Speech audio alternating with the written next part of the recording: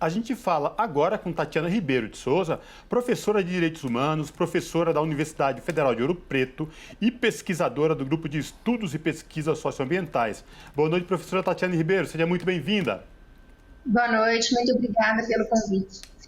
Professora, eu queria que a senhora trouxesse para a gente, desse um panorama aí dessa minha introdução sobre Mariana, né? Como é que está a situação de quem foi atingido pela aquela tragédia de 5 anos, completado 5 anos agora?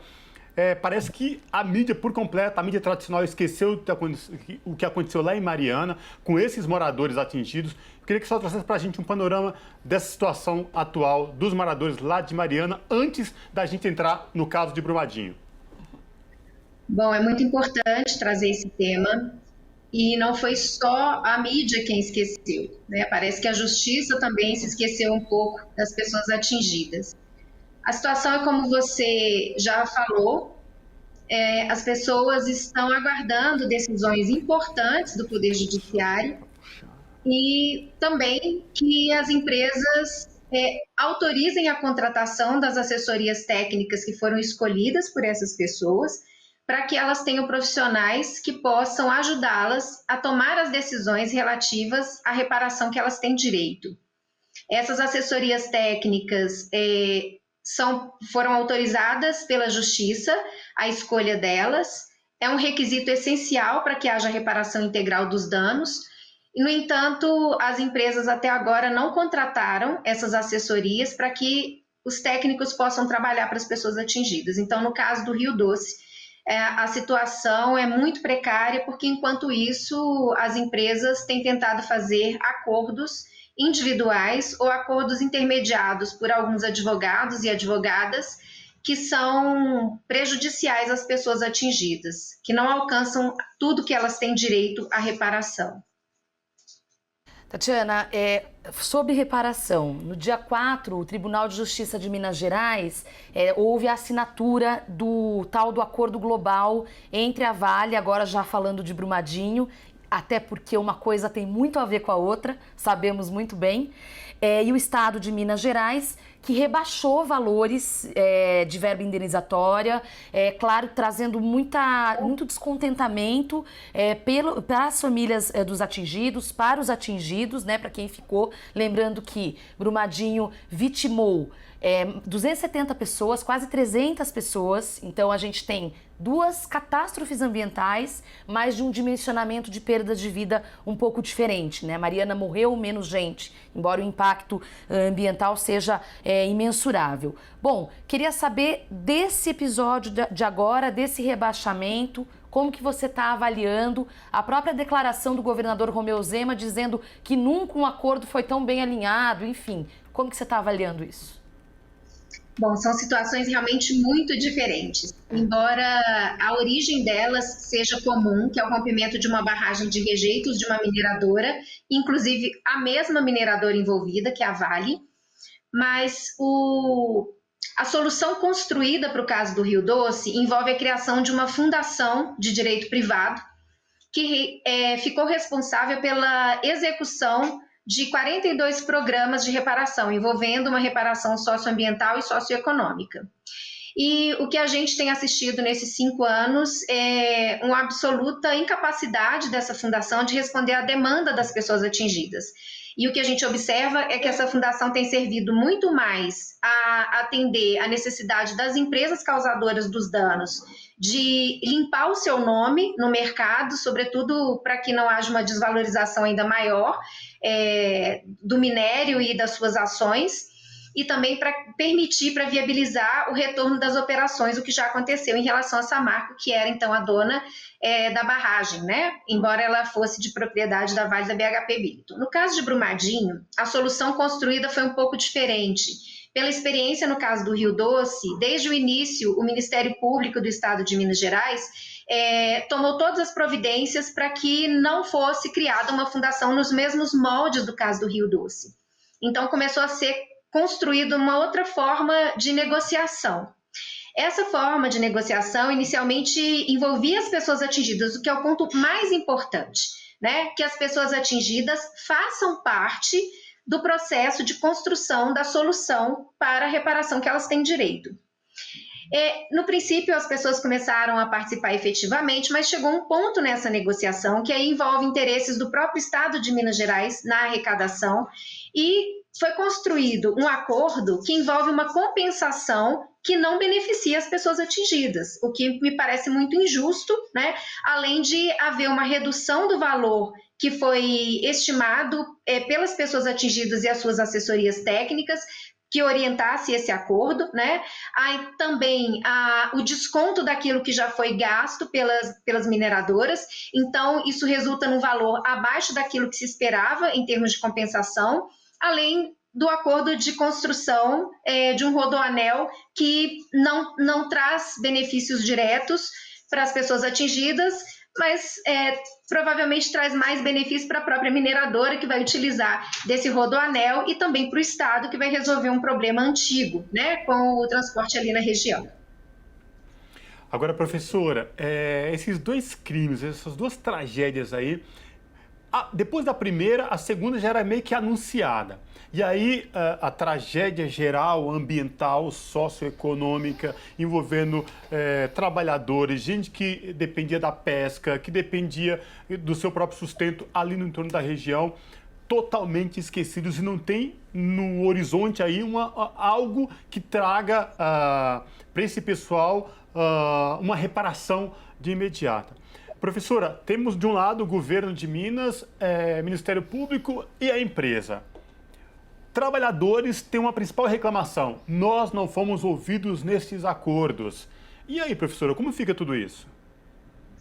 Bom, embora esse assunto tenha se distanciado um pouco da mídia e aparentemente esteja esquecido, na verdade, ele faz parte de uma luta diária. Então, pode parecer que as coisas não estejam acontecendo, mas, na verdade, elas estão acontecendo nos bastidores, né? E de forma muito desfavorável para as pessoas atingidas. Então, para quem sofreu danos por esses rompimentos de barragem, existe ali uma luta diária para que os danos sofridos sejam reconhecidos e a reparação aconteça. Esse desgaste que as pessoas vêm vivendo, né? No caso do Rio Doce, há mais de 5 anos, tem inclusive causado a morte de outras pessoas. Hoje, no caso de Mariana, né, especialmente a gente fala o caso de Mariana, mas é o caso do Rio Doce, porque vai até o estado do Espírito Santo, não foram só 19 mortes, né? Já tem mais de 50 pessoas que morreram em função das consequências de ter sofrido esse desastre, de ser vítima desse desastre. Então, as pessoas continuam morrendo e muitas delas não vão ver o seu direito concretizado, né? Os danos reparados. E isso é muito desalentador e faz com que as pessoas comecem a desacreditar na justiça e na possibilidade de reparação. Professora Tatiana, queria saber o seguinte: a gente sempre fala, a reparação ela é subjetiva, né? Porque assim, o que é um valor de reparação? Considerando que pessoas perderam familiares que nunca vão voltar. É 1 milhão? Né? Mas perderam também o seu território, a sua identidade, considerando para além da situação da bacia do Rio Doce e do Rio Paraupebas, no caso de Brumadinho, houve também um adoecimento da própria população, né? Mesmo as pessoas que talvez não estivessem ligadas diretamente, todo mundo se ligou. Até porque são regiões pequenas, como muito bem o Cosmo lembrou, de pessoas que vivenciam aquele cotidiano, aquela rotina e também dependiam financeiramente, inclusive, da própria mineradora. Queria saber como que está a situação hoje dos dois locais, mas começando por Mariana, considerando esse pano de fundo, né, por assim dizer, ou aquilo que a gente não vê de repente? Bom, a primeira questão que você traz é sobre o caráter subjetivo da reparação. E eu acho que é importante esclarecer nesse sentido que a reparação ela tem várias dimensões. Então, existe a dimensão da restituição, né, que é quantificável, aquilo que foi destruído precisa ser pago, né, precisa ser devolvido. Algumas coisas que são destruídas não tem como ser devolvidas. Então, essas coisas precisam ser objeto de indenização né, e de compensação. Então, além dessas dimensões da restituição, indenização, compensação, existem outras questões importantes também, como a satisfação da vítima e também a não repetição. Então, realmente, o cálculo dessa reparação, ele não se restringe à materialidade daquilo que foi destruído, mas à necessidade de reconstrução das condições para que as pessoas retomem a sua vida. Porque a destruição, você falou em territorialidades, e isso é muito importante, é bem verdade, né? Porque isso implica nos modos de vida dessas pessoas e implica também nos projetos de vida que foram interrompidos. Então, a reparação, ela também requer que sejam criadas as condições para que os modos de vida sejam restituídos, sejam retomados e os projetos de vida também. O outro ponto importante na sua fala, né, na sua questão, é em relação à saúde. E aí eu vou destacar duas dimensões importantes da saúde. Existe um problema que é um problema material, né, que é um problema objetivo, que é a presença dos rejeitos. E a presença dos rejeitos, ela tem causado danos à saúde física e mental, e esse dano não tem sido reconhecido pelas empresas, nem pela Fundação Renova.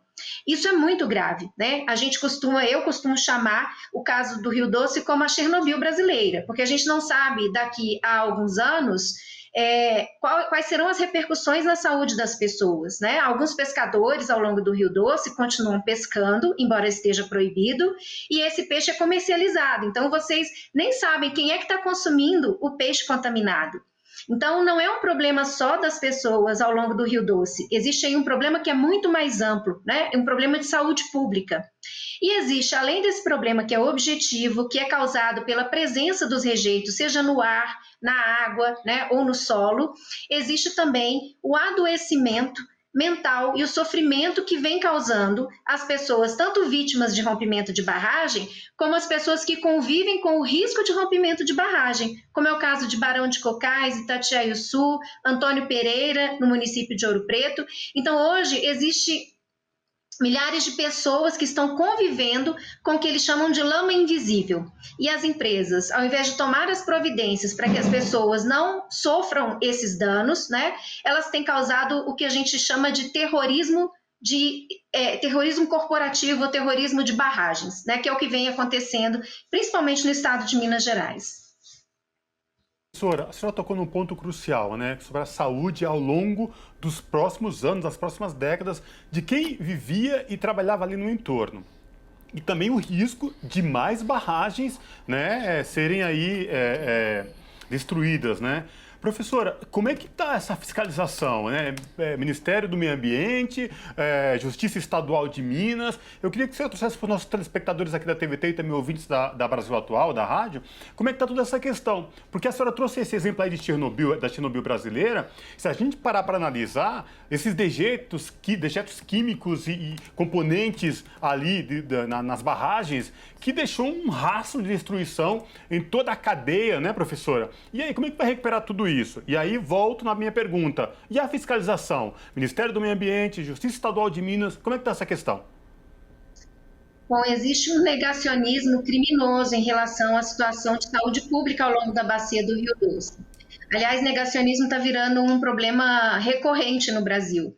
E em relação aos crimes envolvendo barragens da mineração, especialmente no caso do Rio Doce, existem já estudos comprovando a toxicidade dos rejeitos e o risco à saúde humana nas áreas contaminadas por esse rejeito.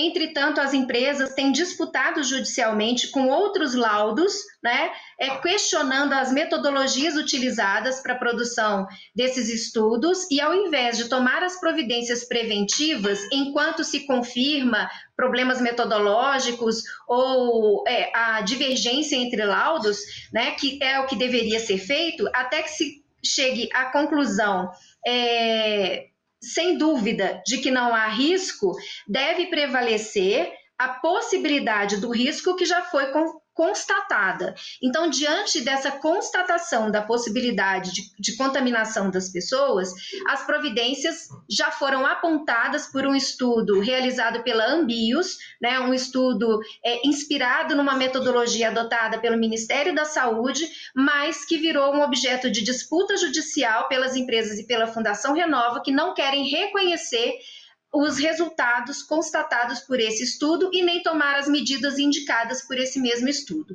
Então, o que a gente está vivendo é uma verdadeira guerra de narrativas, guerra de laudos, e quem está sofrendo com isso é a população atingida. Professora, sobre essa questão de quem está sofrendo, e mais do que isso, há quem ganhe e há quem sofra. Eu estou fazendo essa provocação pelo seguinte: para a Vale, que é uma gigante, eles talvez sabiam que aquilo, talvez não, eles sabiam, né? Ao longo do processo foi admitido, inclusive, isso. Só que aquela coisa, a rentabilidade era tanta que vale o risco, né? Em detrimento da proteção ambiental e da proteção de vidas. Saíram algumas publicações, livros inclusive, sobre os 2 episódios, centenas, dezenas de reportagens realizadas dentro do Brasil e fora do Brasil, comentando os 2 episódios. E me marcou muito um desejo do próprio MAB, que milita pela causa, né, o movimento de atingidos por barragens há anos, de uma necessidade de marcar que aquilo foi um crime, não foi uma tragédia. Não foi um acidente.